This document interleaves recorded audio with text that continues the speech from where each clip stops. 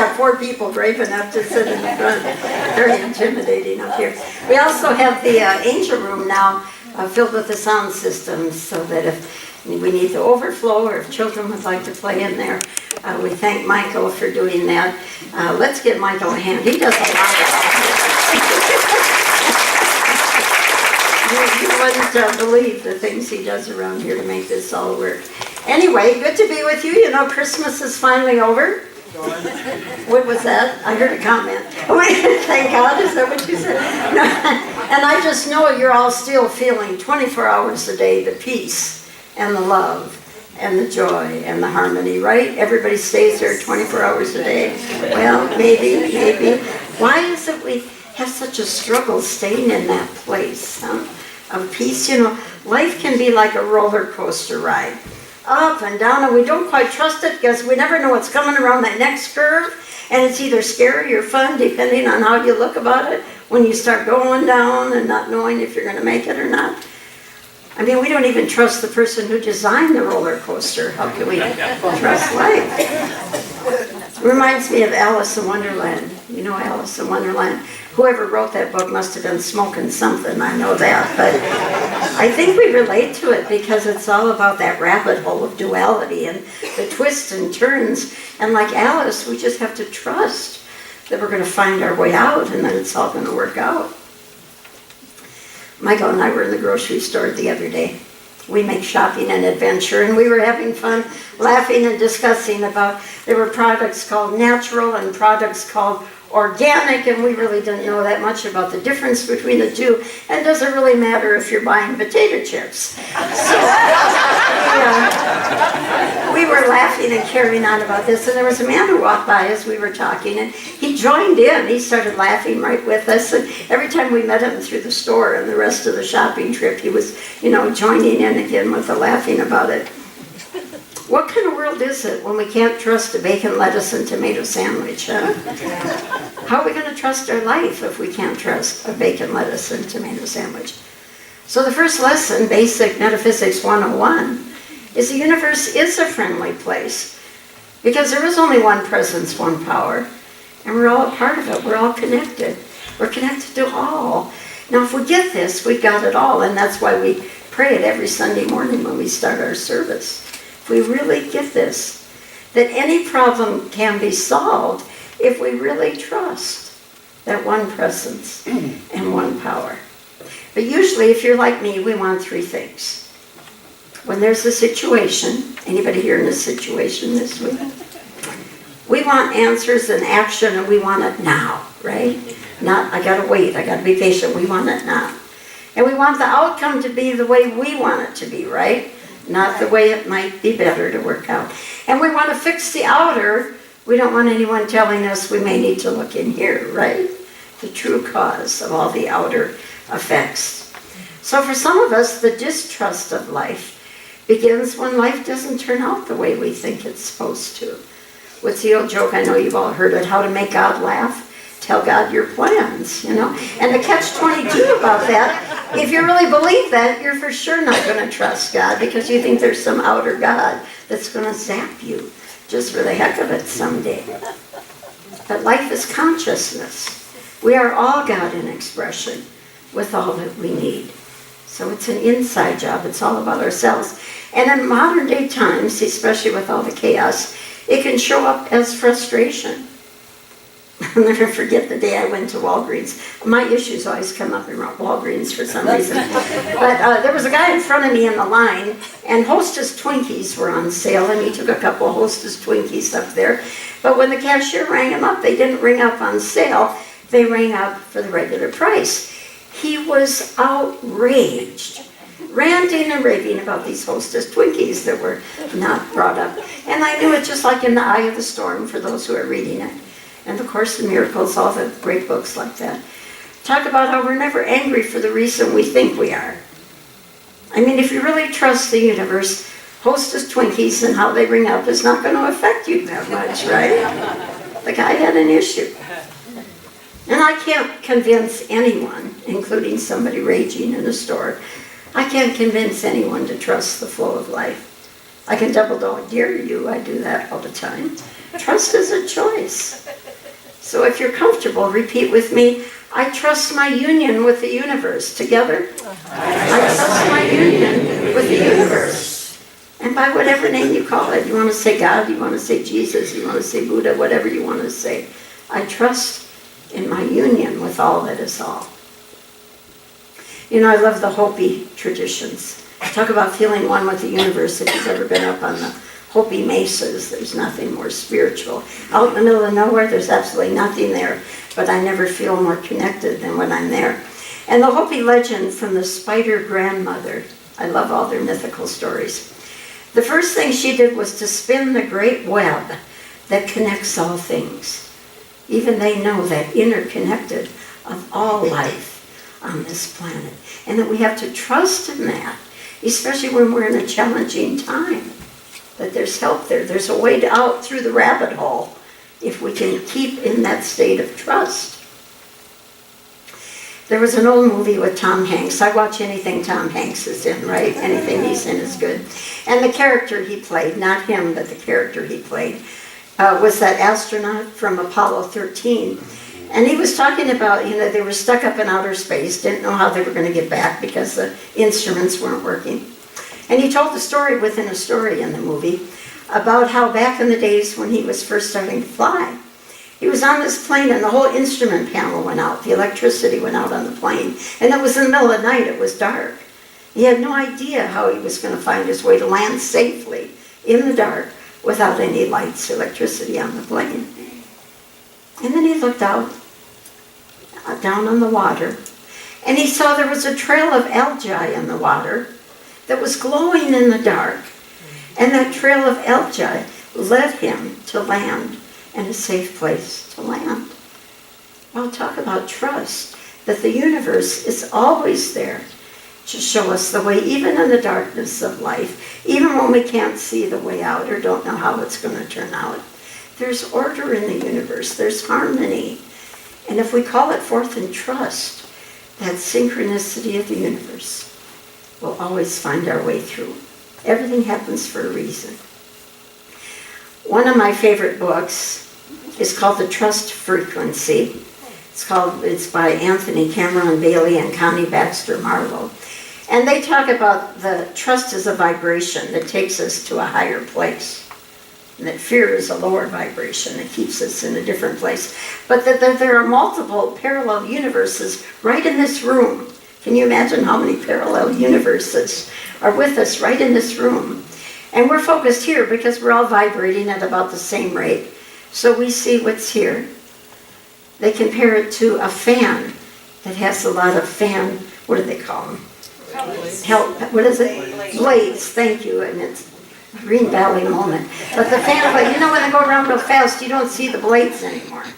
And so when you're vibrating at a certain rate, you don't see the other vibrational parallel universes that are right here with us.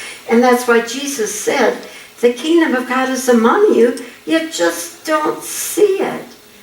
Because most of us are vibrating in that lower vibrational state in the rabbit hole of duality, of stress and fear and anxiety.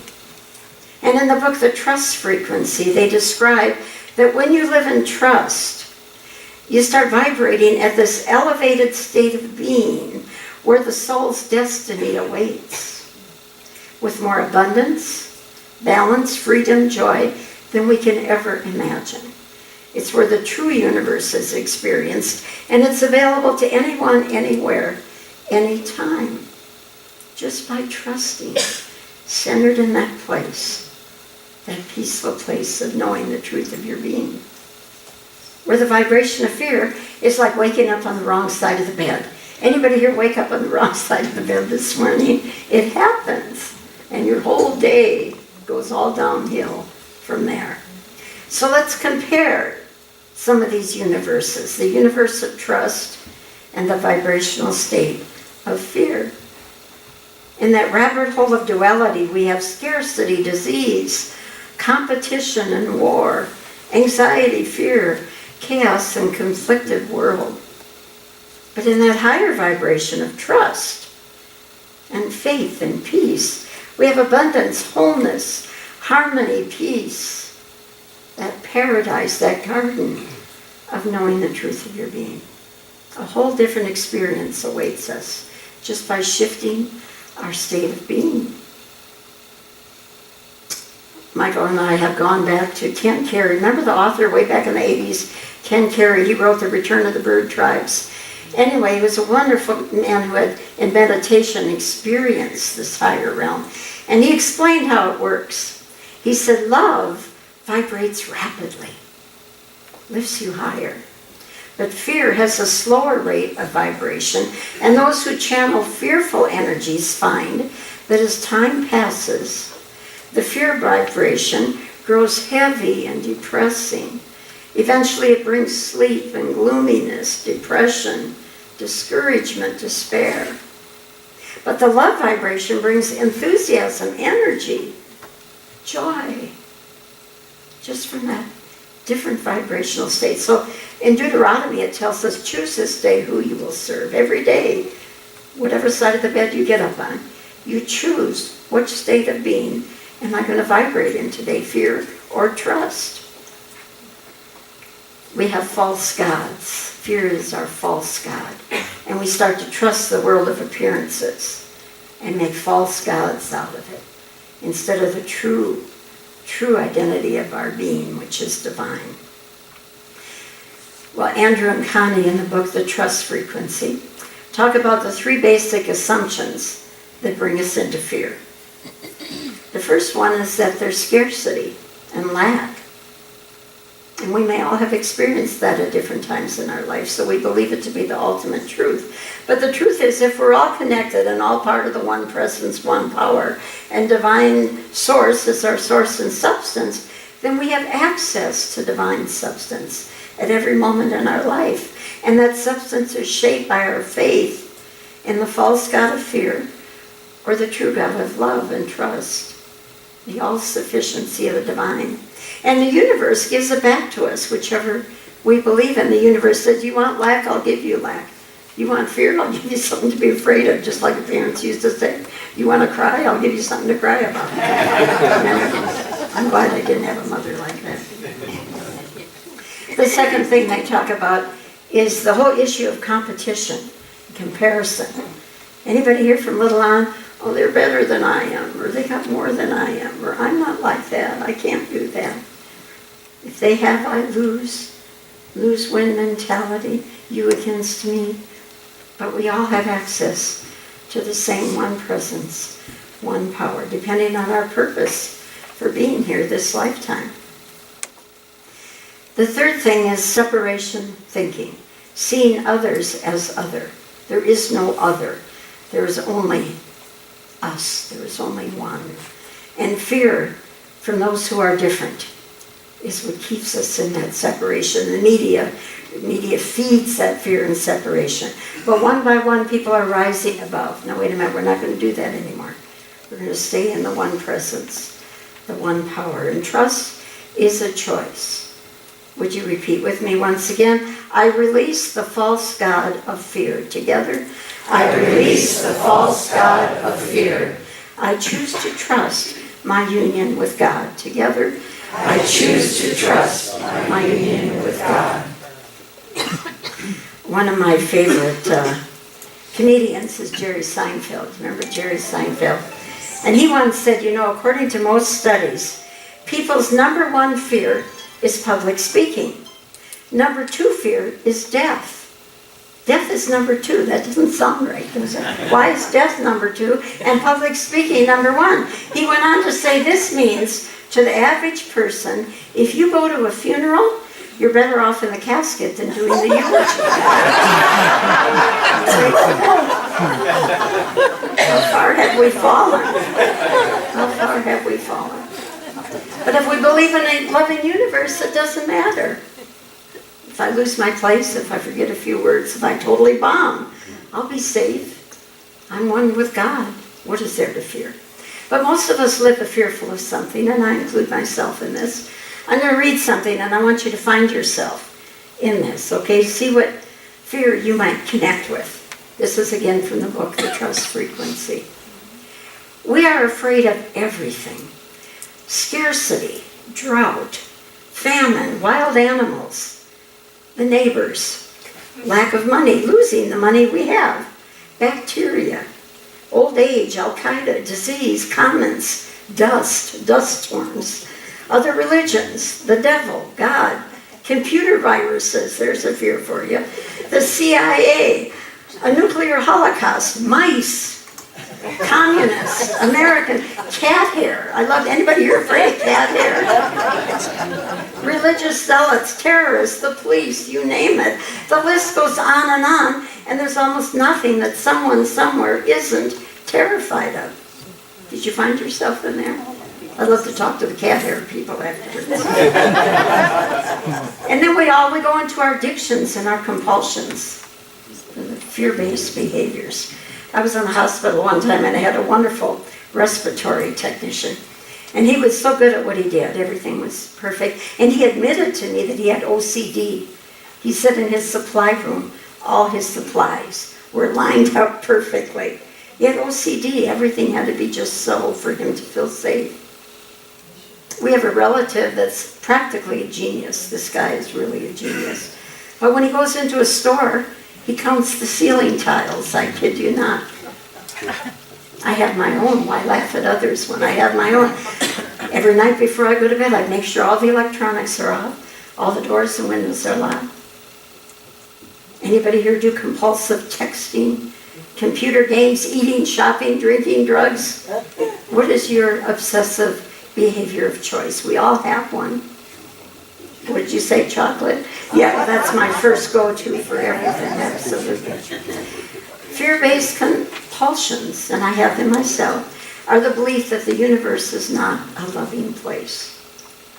Try this on for size instead. How does this feel? Imagine every day, if you learn to relax, every now and moment, just relax. Listen deeply to that inner voice of spirit and act on those inner promptings in a state of trust with full confidence that everything is unfolding in perfection beyond our wildest imaginings. You think you could live that way every day, every moment? I know we might need a little chocolate to help us out, that's fine. But our level of peace is our gauge of our level of trust, our level of peace. Repeat with me. Nothing can disturb the calm peace of my soul. Together, nothing can disturb the calm peace of my soul. I trust my union with God. Together, I trust my union with God. Let us take that into prayer. Prayer is not talking to God about something God doesn't know. Prayer is saying, okay, God, I'm willing to let go. I'm willing to center myself right now, right here, in that inner awareness of the garden of awakened consciousness. I'm willing to allow that love to grow inside, casting out all gods of fear, and allowing the flourishing of grace, abundance, nurturing energy, guidance and wisdom, love and joy, peace and harmony, whatever it is, we call it forth in the nature of the Christ. And we simply say, thank you, Father, Mother, God. And so it is. Amen. Please join us in singing I Trust in God. It's in your bulletins.